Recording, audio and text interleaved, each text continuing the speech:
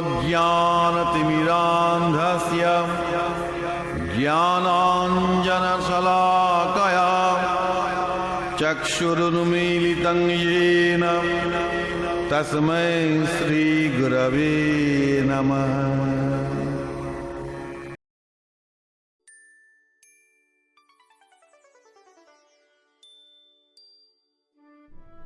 শ্রী গুরু জয়, শ্রী গুরু জয়, শ্রী গুরু জয়।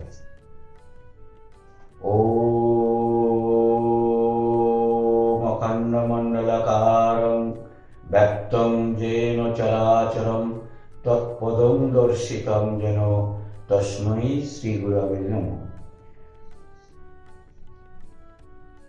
শ্রী গুরু পাদুকা যুগল স্মরণ। কোটি কোটি মহাব্রতে, কোটি কোটি দানে, কোটি কোটি মহাযজ্ঞে, শুদ্ধ অনুষ্ঠানে, যত ধর্ম যত পুণ্য না হয় কখনে, ততোধিক পুণ্য হয় পাদুকা স্মরণে। কোটি মহামন্ত্র জপ, কোটি তীর্থের স্থান, কোটি কোটি দেবপূজা, কোটি রত্নদান, তাহাতে যতেক পুণ্য না হয় সঞ্চয়, পাদুকা স্মরণে ততোধিক পুণ্য হয়। মহামারী, মহারোগ আর মহৎপাপ, মহাদোষ, মহাভয়, মহাঝঞ্ঝাপাত, মহাপাপ বিপদাদি আসিলে কখন, শ্রীগুরু পাদুকা মনে করিবে স্মরণ। পাদুকা স্মরণে হয় ভয় নিবারণ, পাদুকার মাহাত্ম্য এই করিলাম কীর্তন। শ্রী গুরু জয়, শ্রী গুরু জয়, শ্রী গুরু জয়।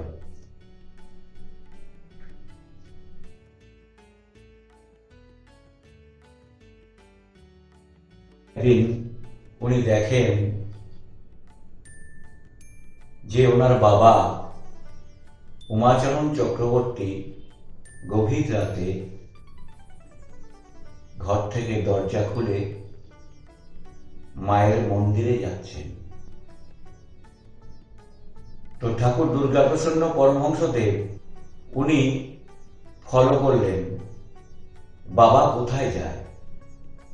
একদিন এইভাবে উনি বাবা চলে আসার পর উনি চলে যান মায়ের মন্দিরে। মায়ের মন্দিরে গিয়ে উনি দেখেছেন যে বাবা যেহেতু ঠাকুরের সাথে কথা বলে, মায়ের সাথে কথা বলে, উনি ঠিক তদ্রূপই ওইখানে মায়ের সঙ্গে ধ্যান করতেন। এইভাবে ধ্যান করতে করতে করতে করতে উনি সিদ্ধি লাভ করেন, মাকে সন্তুষ্ট করেন। এইভাবে উনি একের পর এক ধ্যান করতে করতে তারপর উনি একদিন মহাদেবের ধ্যান করলেন, মহাদেবকেও সন্তুষ্ট করলেন। মহাদেব সন্তুষ্ট হয়ে ওনাকে বর দিলেন। এই কেন উনি পরিব্রাজক বলা হয়, কারণ উনি পায়ে হেঁটেই সমস্ত কিছু, সমস্ত জায়গায়, দেশ বিদেশে সমস্ত জায়গায় পায়ে হেঁটে উনি ঘুরে বেড়াতেন, যেতেন। তাই ওনার নাম হয়েছে আচার্যবর শ্রী শ্রীমৎ দুর্গাপ্রসন্ন পরমহংসদেব। তো এইভাবে উনি চলতে চলতে একদিন পৌঁছালেন গিয়ে কোকিলামুখে।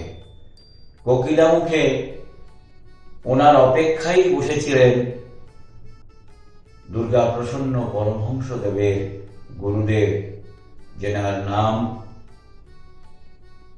নিগমানন্দ সরস্বতী মহারাজ।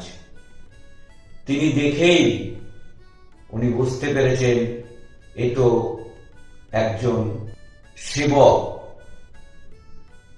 তারপরে নিগমানন্দ সরস্বতী মহারাজ বললেন, তুমি তো একজন সেবক, তুমি এই পৃথিবীতে তোমার জন্মই হয়েছে মানুষের দুঃখ কষ্ট নিবারণের জন্য। তারপর উনি নিগমানন্দ সরস্বতী মহারাজ ওনাকে দীক্ষা প্রদান করলেন। তুমি ওনার কাছ থেকে দীক্ষা নিয়ে তখন ওনার নাম হলো এই দুর্গাপ্রসন্ন পরমহংসদেব, যিনি সেবায়ের একজন। তারপরে উনি মা অন্নপূর্ণার ধ্যান করে, তার জপ করে তাকে সন্তুষ্ট করেন। সন্তুষ্ট করার পর তিনি তখন বলল যে তুমি কি চাও বলো। বলে, মা আমি কিছুই চাই না, আমি চাই এই মানুষের দুঃখ কষ্ট কিভাবে নিবারণ করা যায়, সেই বর তুমি আমাকে দাও। তাই মা অন্নপূর্ণা ওনার হাতে মঙ্গল ঘট তুলে দিলেন এবং বললেন, এই তোমাকে মঙ্গল ঘট দিলাম, এই মঙ্গল ঘটের সেবা যারা সেবা করবে, নিয়মিত ভক্তি ভরে সেবা করবে, তাহলে তাদের ঘরে, সেই সংসারে কোনোদিন অন্ন কষ্ট হবে না। তাই ঠাকুর দীক্ষা দেওয়ার পর প্রত্যেকের হাতেই এই মঙ্গল ঘট তুলে দিয়েছেন এবং বলেছেন, দেখো বাবারা, মায়েরা, আমি এই মঙ্গল ঘটেই বিরাজ করি। তোমার অট্টালিকা থাকলেও ঘরের যে কোনো একটা জায়গায় আমাকে মঙ্গল ঘট স্থাপন করো এবং মঙ্গল ঘটে প্রতিনিয়ত সেবা করো।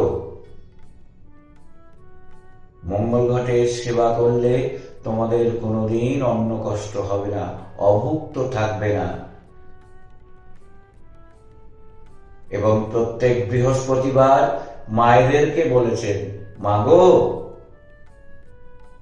প্রতি বৃহস্পতিবার এই মঙ্গল ঘট স্নান করাবে, তেল মাখাবে যত্ন সহকারে। তুমি যেদিন অন্ন গ্রহণ করবে, সেই অন্নের অগ্রভাগ শ্রী গুরবে নমঃ বলে মঙ্গল ঘটে এক মুষ্টি চাল রাখবে। আমাকে অভুক্ত কোনো সময় রাখবে না। অভুক্ত রাখলে আমি সেখানে কষ্ট পাই। আর নিয়ম করে প্রতিদিন সেবা পুজো করো। এক একজন সেবা পুজো দেয়, কেউ বেলা 1টায় দেয়, কেউ বেলা 2টোয় দেয়, কেউ বেলা 3টেয় দেয়। এরও একটা ঘটনা আছে। একদিন এক ধর্মসভায় গুরুদেব সকলকে নিয়ে বসে আছেন, কথা বলছেন, ধর্মকথা আলোচনা হচ্ছে। ঠাকুর সেখানে মুখ নাড়িয়েই যাচ্ছে। কোনো এক ভক্ত তখন বলল, ঠাকুর তুমি সবসময় কেন মুখ নাড়াও? ঠাকুর বললেন, দেখ বাবা, আমাকে যে যখন সময় পায় সে তখন আমাকে খেতে দেয়, তার জন্যই আমাকে সব সময় খেতে হয়। কারণ টাইম মতন দেয় না। টাইম মতন দিলে তাহলে তো আমি সেবাটা এক টাইমে করতে পারি, কিন্তু করে না। প্রত্যেকের নিয়ম বারবেলা পড়ে গেলে সেবা করা উচিত না। নিয়মে সেবা করা উচিত। নিয়মে তোমরাও সেবা করবা, আমাকেও সেবা দেবা। তাহলে দেখবা তোমরাও, তোমাদের শরীর স্বাস্থ্য ভালো থাকবে। সেই ঘর মন্দিরের ন্যায় হবে। ঘরটাকে মনে করবে মন্দির। সকলকে ভালোবাসবে, পিতামাতাকে শ্রদ্ধা করবে, শ্বশুর শাশুড়িকে শ্রদ্ধা করবে। তাহলেই সেই ঘর শান্তিময় হয়ে উঠবে।